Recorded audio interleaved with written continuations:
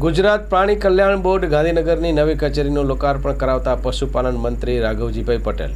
મંત્રી રાઘવજીભાઈ પટેલે પશુઓ પ્રાણીઓના કલ્યાણ માટે વધુ ઉત્સાહ સાથે કામ કરવા સૌને પ્રોત્સાહિત કરી અભિનંદન પાઠવ્યા હતા.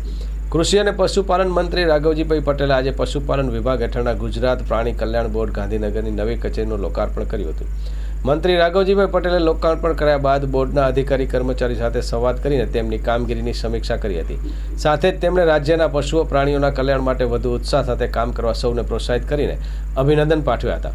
પશુપાલન અને પશુ કલ્યાણ જાગૃતિ મહિના અંતર્ગત આજે નવીન કચેરીના લોકાર્પણ પ્રસંગે પશુપાલન વિભાગના સચિવ સંદીપ કુમાર, પશુપાલન નિયામક ડૉક્ટર ફાલ્ગુની ઠાકર સહિત પશુપાલન વિભાગના તેમજ ગુજરાત પ્રાણી કલ્યાણ બોર્ડના અધિકારી કર્મચારી ઉપસ્થિત રહ્યા હતા.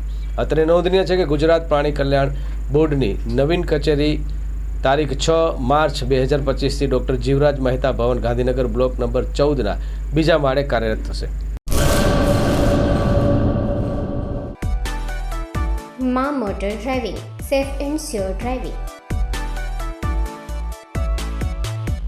ડ્રાઇવિંગ એ શોખ સાથે આપની મોટી જવાબદારી પણ છે. અમારા ઇન્સ્ટ્રક્ટર દ્વારા સચોટ અને સરળ માર્ગદર્શન. આપની રોજની તાલીમની માહિતી મેળવીને શું અધુરાશ છે એના ઉપર પૂરું ફોકસ કરાય છે.